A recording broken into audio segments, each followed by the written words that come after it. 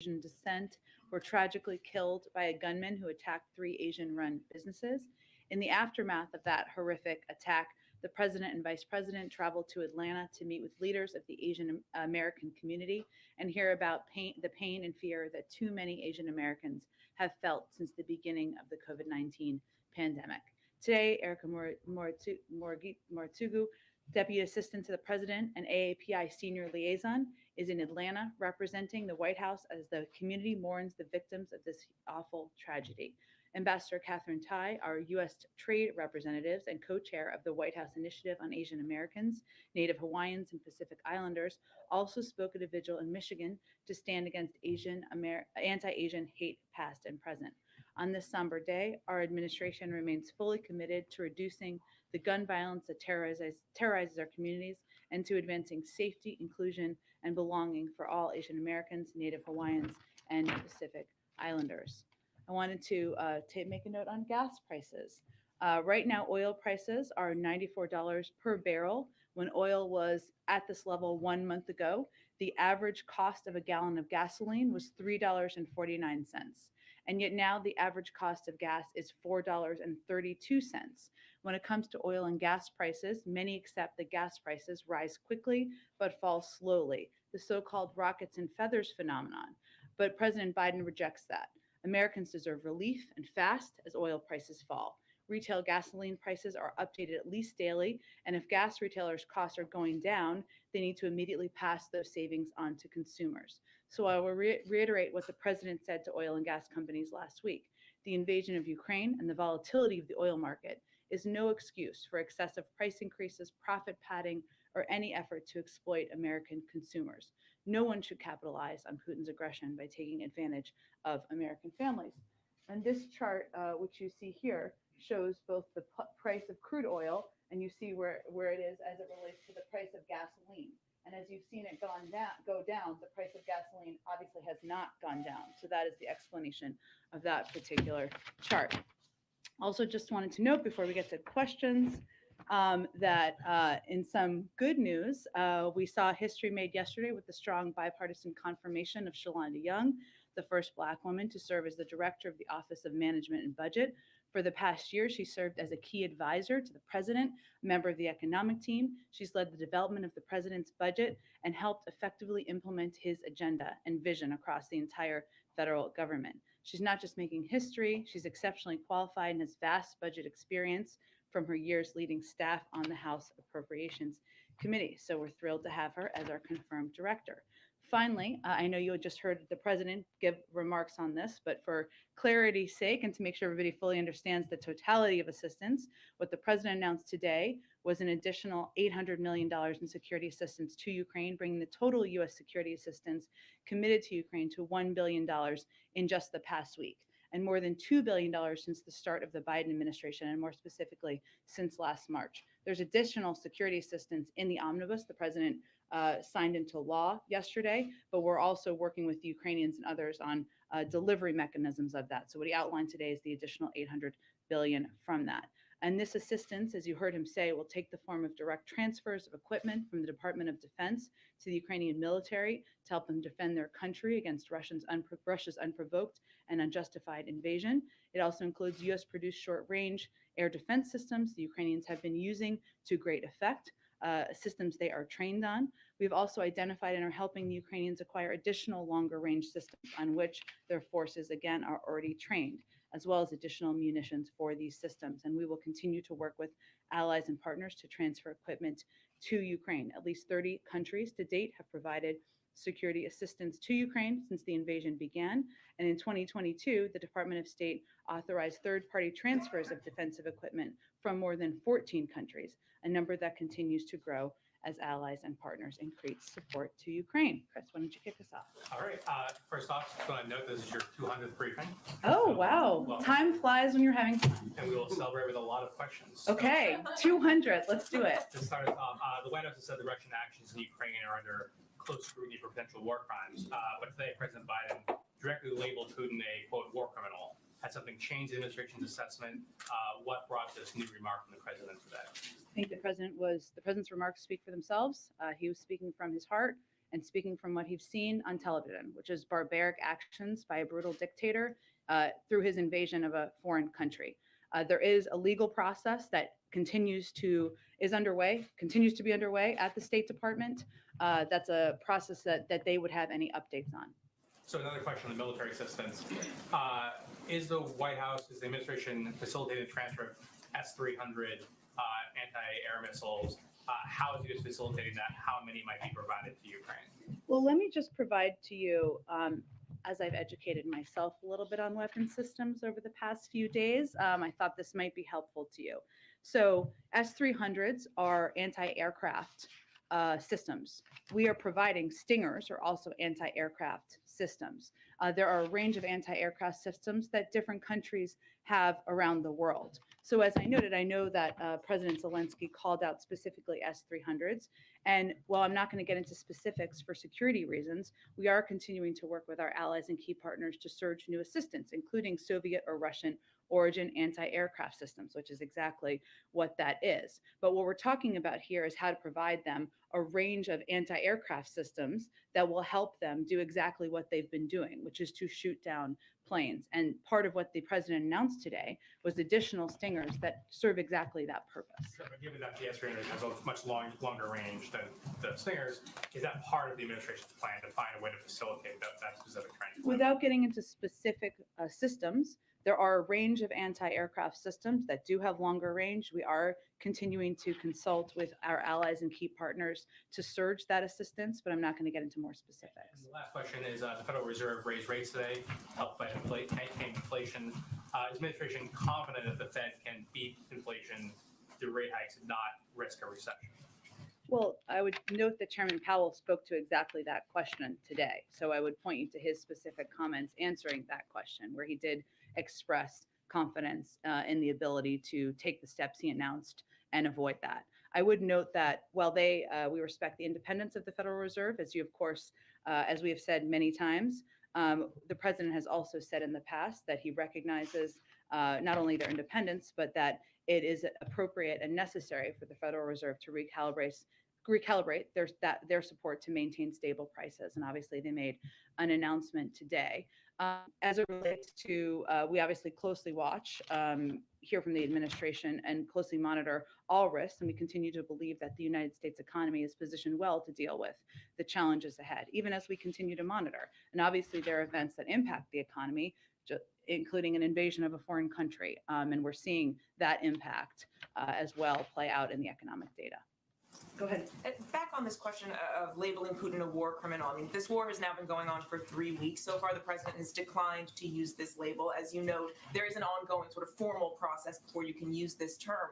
So something must have changed for the president to feel like he can take this additional step today.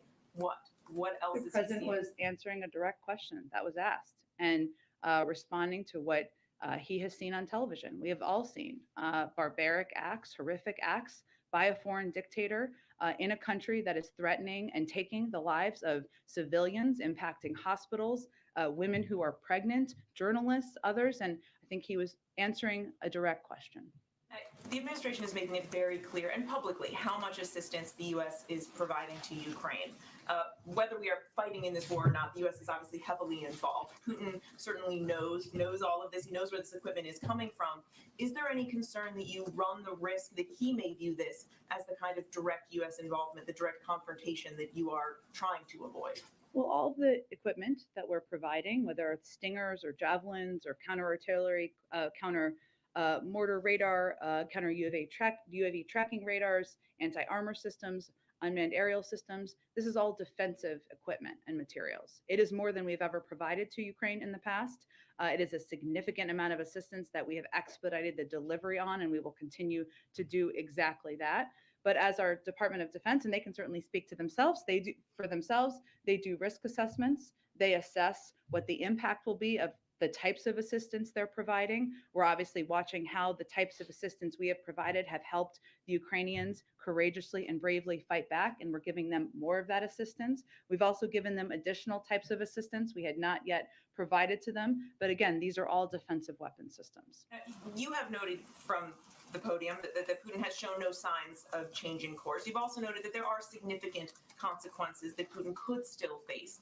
Even with this additional aid that you're providing today, it seems there are still other options on the table. So why hold back? Why not use every tool at your disposal now to spare additional lives? Well, I think if you look at the range of tools that we've used to date, we have implemented more economic sanctions than we have on any other economy in the world. You could compare it potentially to Iran or maybe North Korea, but Russia is a much more significant economy, a larger economy. And so I wouldn't say that we are holding back in that sense. We do have additional steps we can take, as we've talked about a bit in here before. Obviously, the SWIFT banking system and the implementation of those sanctions happens institution by institution. There are additional individuals that can be sanctioned. We can have new targets. We can deepen the severity of sanctions on existing targets. We can further eject Russia from the international economic order. We can further deny Russia the capacity to modernize and diversify its economy, like we have with the export controls and the cutting off of access to a lot of technology. And we can further expose and hold to account the kleptocracy. These are additional actions we have, additional options we have, and we can take them. And that is a decision that we would make through a discussion internally. But what are you waiting for?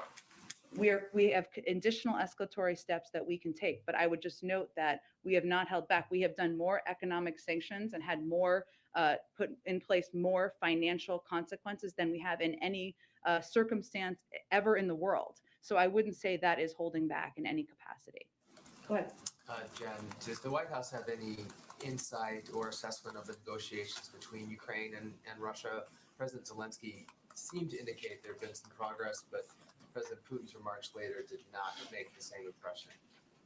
We obviously stay in very close touch with the Ukrainians, but what I would note is we haven't seen any effort to de-escalate from President Putin and from the Russian military. So while we will continue to be very supportive in a range of ways of diplomatic efforts, whether that is engaging directly with the Ukrainians, with the Europeans, you saw obviously Jake Sullivan had a call with his counterpart this morning as well. But we also are providing a range of security assistance and economic assistance to make sure we're strengthening Ukraine as they go into these discussions.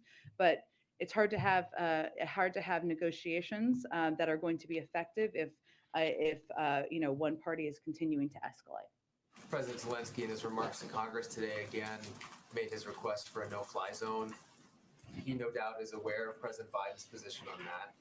Is there any scenario in which President Biden would change his mind? Well, first, let me say that the president watched the speech. I know some of you asked this, so let me just do this now. He watched the speech from his residence in his private library. As you heard him say, he thought that President Zelensky was passionate, was powerful, and certainly he watched the totality of it.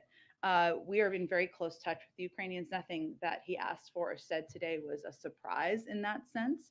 And if we were President Zelensky, we would be asking for everything possible as well and continuing to ask for it because he is watching his country and his people be attacked and brutalized by President Putin and the Russian military. But how President Biden makes decisions is through the prism of our own national security.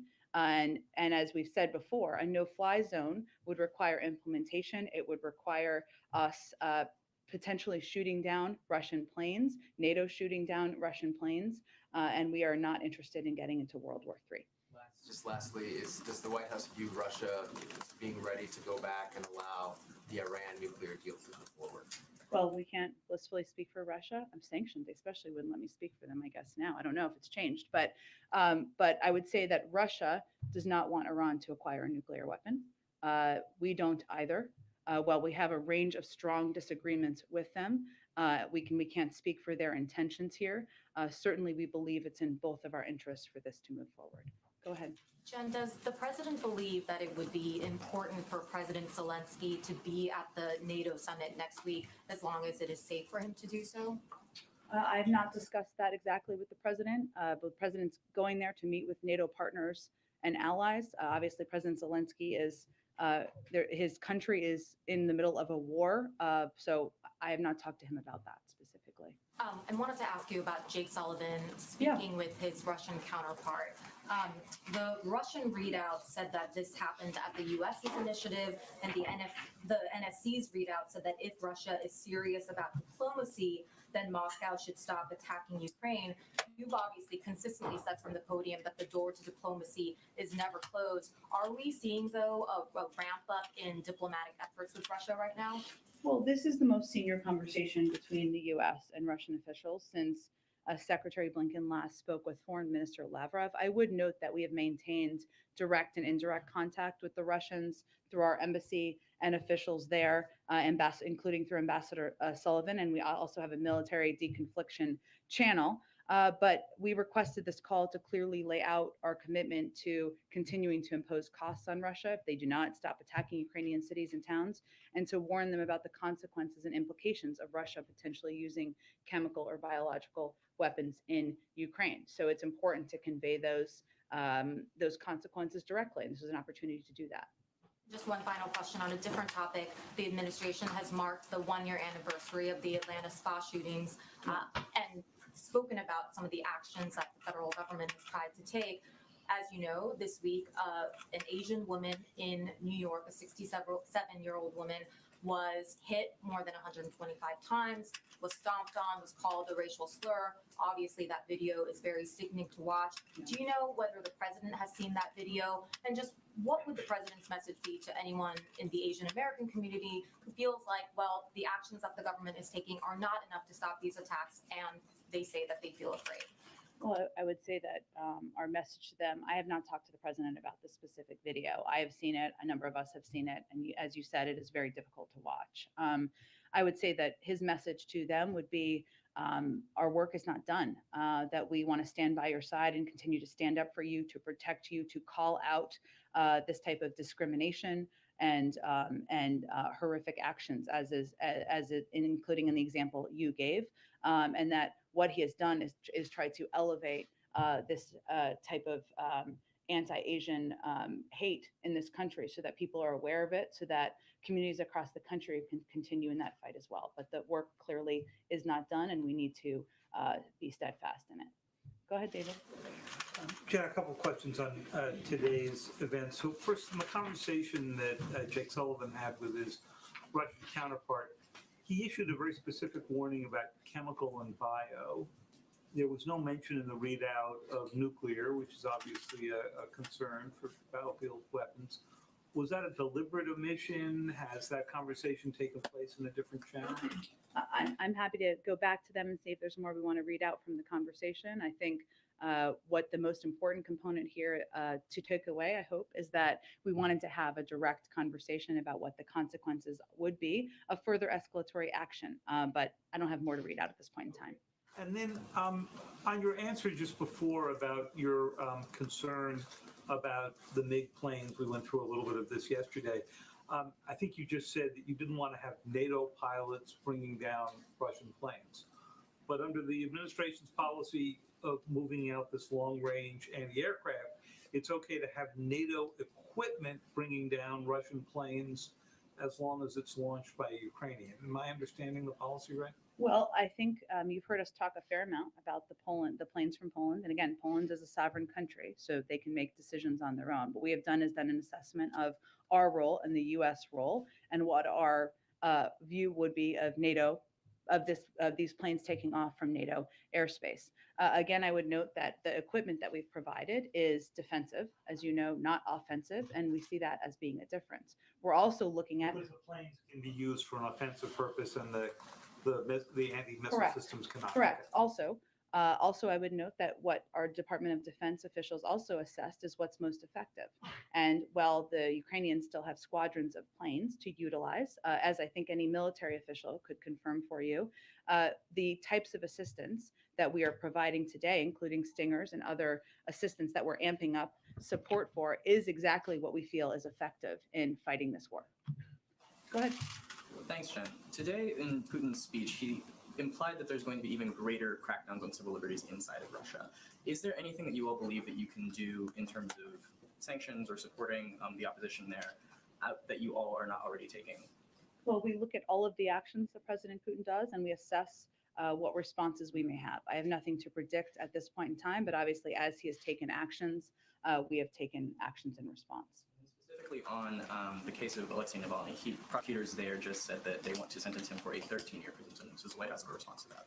I think we've spoken a number of times in the past about the courage of Alexei Navalny, about the role he's played in being an outspoken advocate for freedoms in a country that has been void of them. And I would echo that response now. Go ahead.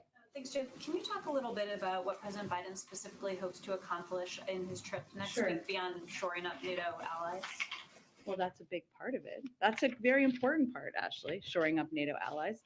Look, I think from the beginning, and even before this conflict began, we have viewed rebuilding alliances in the world as a key component of what the Biden administration and President Biden could specifically do on the global stage following his predecessor's actions. So what he'll be doing, while he's there, he's meeting with our NATO allies to coordinate our deterrence and defense. So they will obviously talk about where things are on the ground, coordinated responses, assistance we're providing. NATO at this point, as you all know, is more united and more determined than we've been in decades. So we certainly would be focused on continuing that unity. He's also going to join European leaders in a separate part of the day to discuss our work to impose economic costs on Russia. As I noted earlier, there are obviously a range of coordinated steps and costs we've taken. There's more that we could do. We have the capacity, the ability to do, and we want to continue to do as much of that in a coordinated fashion. We're also looking to continue to provide a range of humanitarian support, especially as we're seeing a surge of refugees continue to grow across the border, and discuss a range of ways we can address the challenges stemmed from Putin's war in a coordinated fashion. On a slightly lighter note, does the administration have a position on the effort in Congress to make daylight savings time permanent? I have seen those reports. I was trying to think of a joke. I couldn't think of one. I don't have a specific, we are obviously coordinated and work closely with Congress on all legislation they consider, but I don't have a specific position from the administration at this point in time. President more of a morning person or an afternoon? Because people are often divided in those ways, so I'm just curious. That is true. Now, to de-link it from the specific question, he is more of an evening person, but I don't know what analysis you'll provide, but I'll look forward to reading tomorrow. Go ahead. Thank you, Jen. Has President Biden spoken to President Zelensky today? Not since this morning. If he does and when he does, which I'm sure he will soon, we will provide that readout to all of you. Got it, thanks. Today, President Zelensky made a distinction between a humanitarian no-fly zone and a blanket no-fly zone. Does the administration view them as being different or the same thing? Well, there have been descriptions of both of those over the past couple of weeks, and sometimes a humanitarian, and I don't want to put words in his mouth, but a humanitarian no-fly zone can be specific geography or a portion of Western or parts of Ukraine, whereas a no-fly zone, sometimes people refer to it as the totality of the country. In our view, in the view of the military, there's not a difference in terms of the implementation and the escalatory impact. Thank you. And then today, the Vice President spoke with the President of Slovakia, which is one of 3 countries that can actually provide those S-300s, but the readout does not mention the missile system. So can you tell us whether the Vice President directly asked Slovakia to provide them to Ukraine? I can't get into more specifics other than to convey that we are having conversations with a range of allies about providing additional assistance, anti-aircraft assistance. And again, there are a range of systems, including some of the systems that we provided and we are going to be expediting delivery of to Ukraine from the United States. And one more on the warplanes that Zelensky asked for today. I mean, you've made very clear that the U.S. Is opposed to doing that right now. I wonder if the U.S. is also discouraging other NATO allies from providing fighter jets, even if the U.S. would not have to serve as a middleman. If other countries can make their own sovereign decisions. And then one more on the Asian hate crimes, because you mentioned them at the top too. Do you know if the DOJ has concluded that there is not enough evidence to charge the shooter in Atlanta with a federal hate crime? I couldn't speak to that from here. You'd have to ask DOJ that question. And then more broadly, since the administration adopted new policies that are meant to make it easier to identify these crimes as hate crimes. Can you point to any progress that has Again, I'd point to the Department of Justice who are implementing. Thanks, Jen. Sure, go ahead, Jackie. Thank you, Jen. Just one more, and a lot of people have asked about the MiGs, but can you lay out for us why the administration sees MiGs as provocative and javelins and stingers as not provocative? Well, first, javelins and stingers are defensive weapons. MiGs or planes are offensive weapons, which are a different type of military system. I would say the other assessment that we've done, not through here, not through the White House, not through the president, from the Department of Defense, is to assess what is effective and what works in terms of fighting this war on the ground. And that is why we provided an additional $1 billion, $800 million announced today, but $1 billion this week of assistance, utilizing a number of the high-level military systems, stingers, javelins, counter-artillery, counter-mortar radar, anti-armor systems that we know have been effective and we know the Ukrainians are trained on. Third, Ukraine's Air Force already has several squadrons of mission-capable aircraft, and giving them more would not significantly change their effectiveness. And finally, I touched on this in the beginning, offensive versus defensive, but we also do risk assessments from the Department of Defense about what would be escalatory, and that is obviously what we would like to avoid. John Kirby has said that success for the U.S. mission in Ukraine is a free, independent, sovereign Ukraine. We've also heard that the official mission is to prevent escalation beyond Ukraine. Which is it? Both are true. If we're not specific about what exactly the desired outcome is, how do we expect to be able to? Why could both not be true? A sovereign Ukraine and preventing them from expanding beyond. And then moving on to the nuclear deal. General McKenzie told the Armed Services Committee that from everything that he can see, the IRGC is a terrorist organization. Is the White House willing to delist the IRGC from the foreign terrorist organization list in order to get a deal with Iran? We're still in the negotiations, so I'm not going to speculate or outline from here what the final details look like. And these are likely the group responsible for firing missiles at U.S. facilities in Iraq. So as long as Americans aren't killed, are there no consequences for something like that, all in an effort to get a nuclear deal? Again, you're speculating on something that is not even finalized. The deal is not finalized. What I would note, and I would just go back to why we're negotiating this deal. And right now we're negotiating this deal because Iran's nuclear gains are threatening U.S. interests. There's urgency to taking steps to contain that, which is why we've been engaged so closely. And that is all the result of President Trump pulling out of the deal and Iran moving closer to having the capacity and acquiring a nuclear weapon and speeding up their breakout time. So we are here thanks to the actions of the last president and the last administration. And it is in our interest, it is in the global interest to prevent Iran from acquiring a nuclear weapon. Go ahead, Kristen. Thanks, Jen. How quickly can Ukraine expect to receive the list of military aid that President Biden laid out today? Well, we have expedited, as we've noted from here, about $300 million worth of military and security assistance over the last couple of weeks. We continue to have channels to deliver military assistance, and so we would continue to work to deliver it quickly. There have been military deliveries even in the last few days. So it has been rolling, and you're confident it will continue to be, including these new We continue to have channels to do exactly that, yes.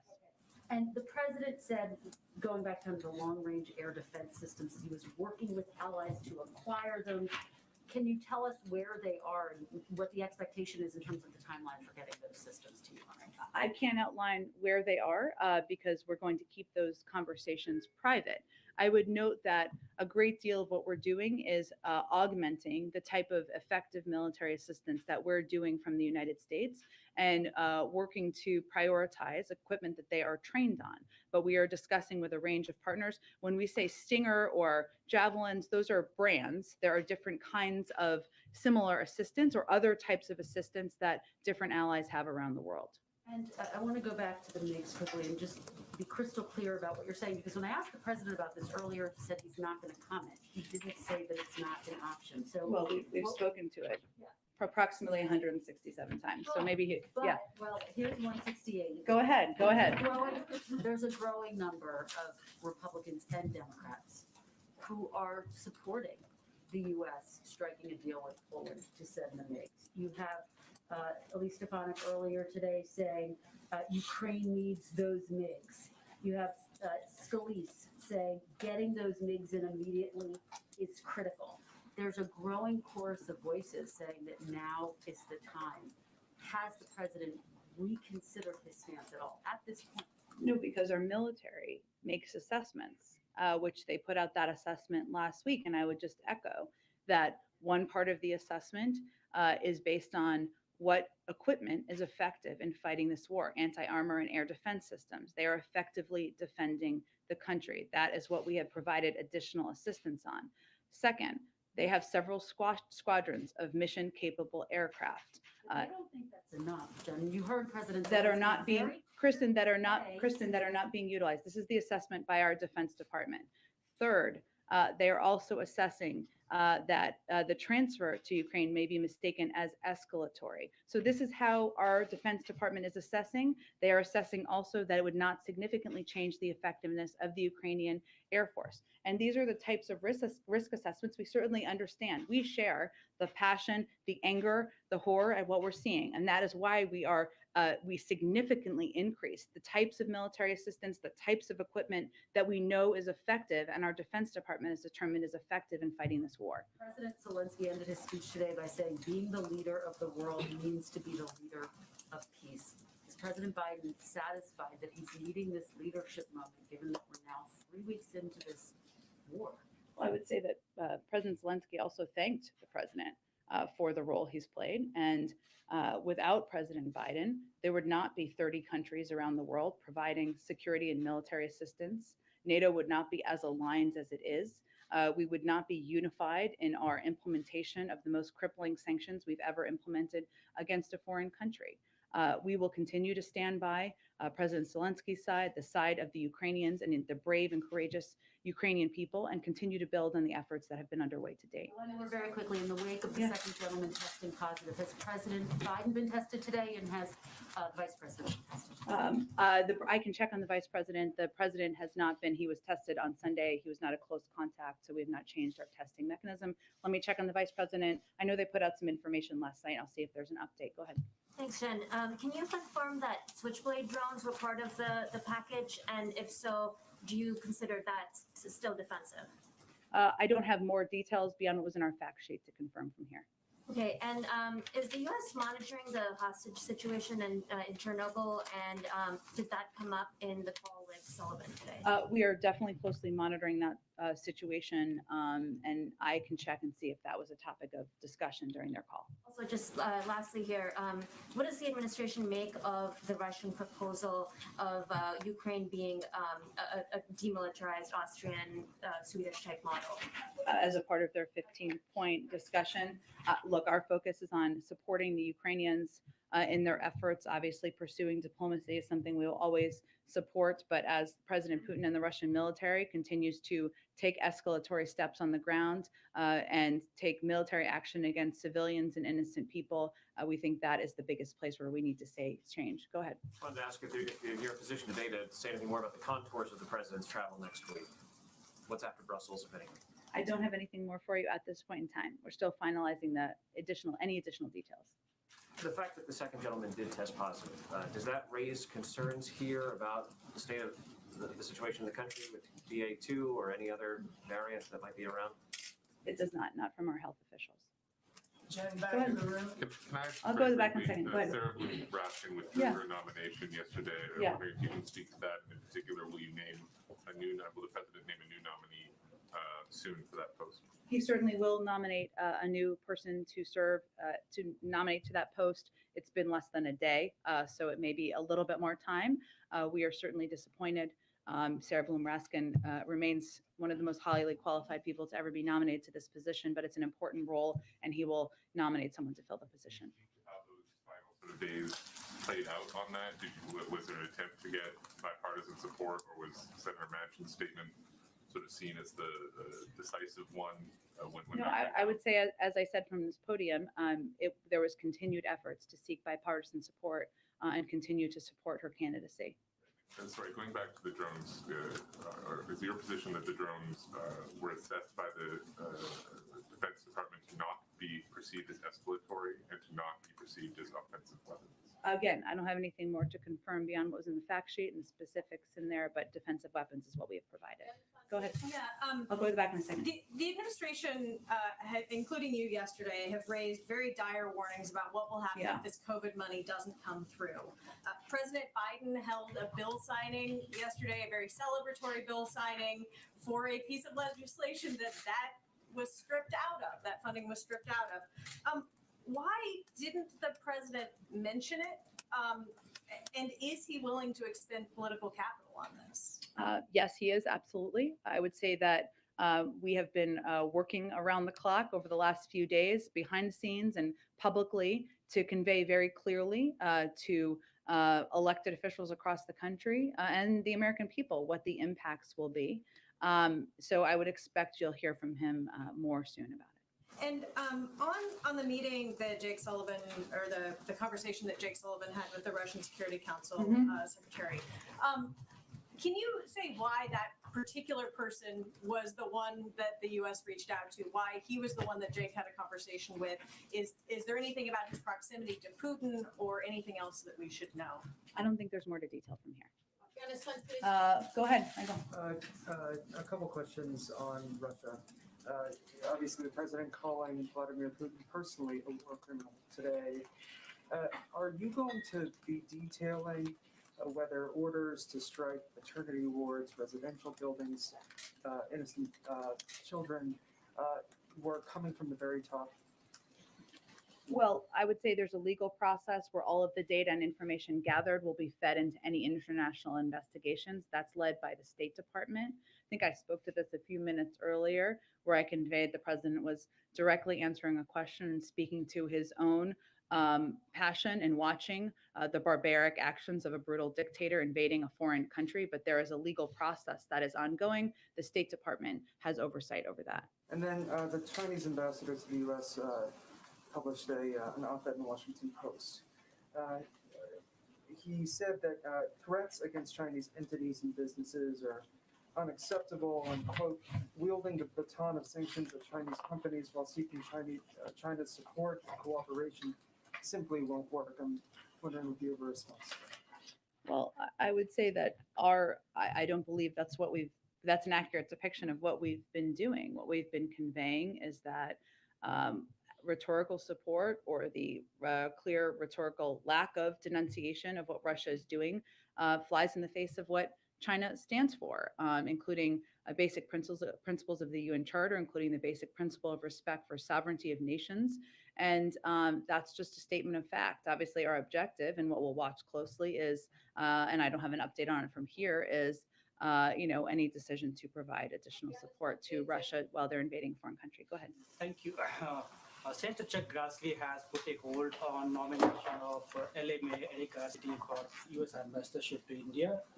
Has President spoken to his friend Senator, or the White House has reached out to him to lift the hold?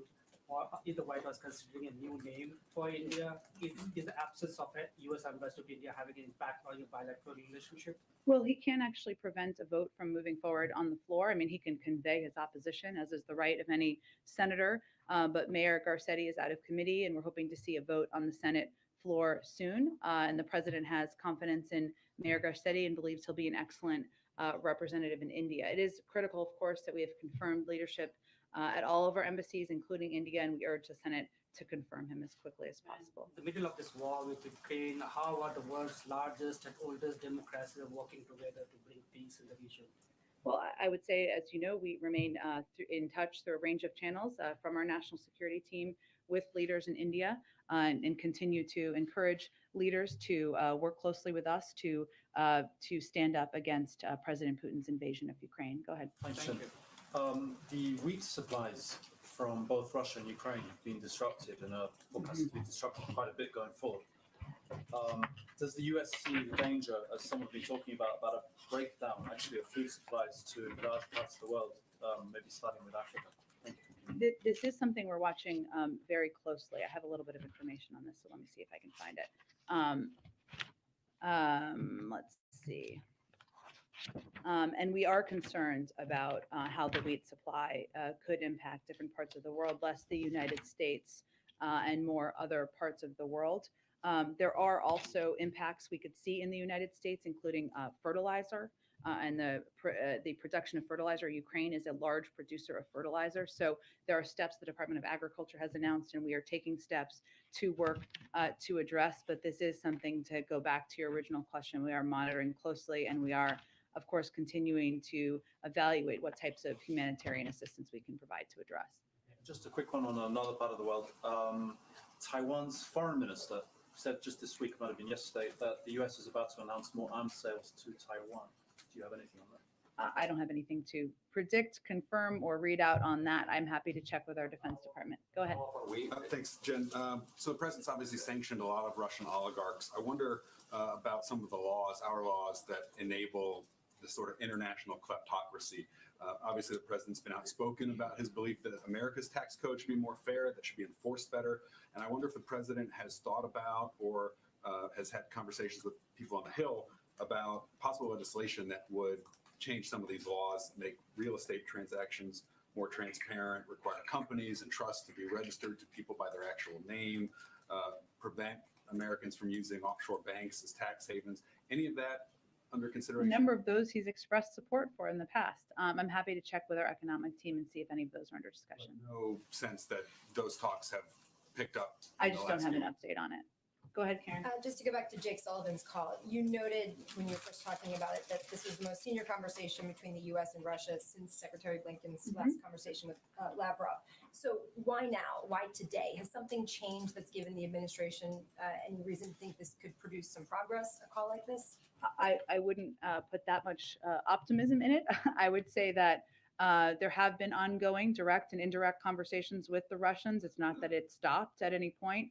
Those have happened through our ambassador, and it just felt like the appropriate time for our national security advisor to have a discussion and directly convey that there will be additional consequences should things proceed, including if there's use of chemical weapons. I guess to ask you the inverse then, Yeah. would there be any increasing concerns that prompted that call today?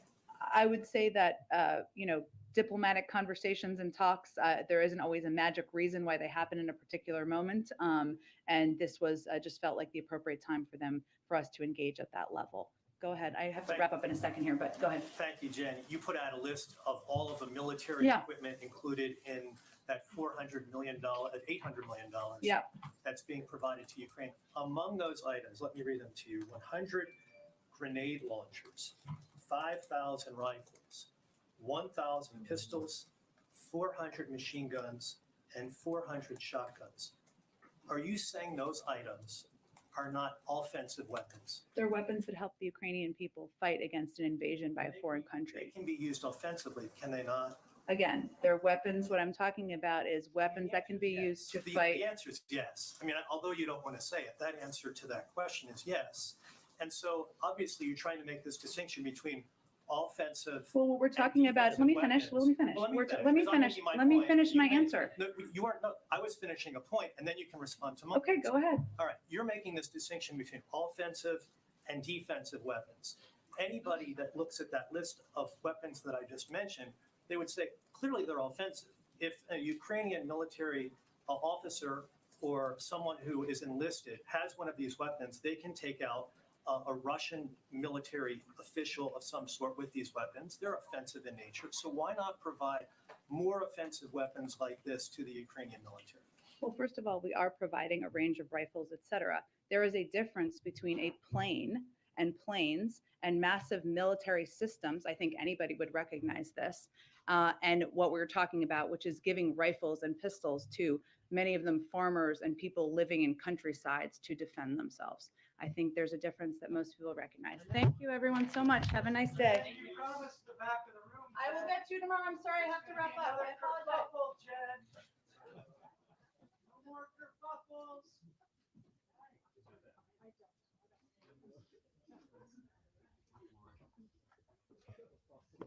A little.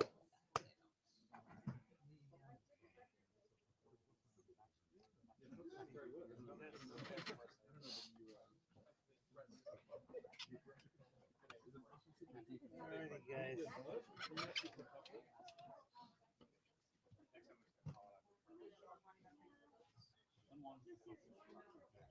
Is this your fault? Did you kind of I waited till you got the question. I don't think you actually signaled anything. There was no wing. No, I just waited till Eli got a question and I was like,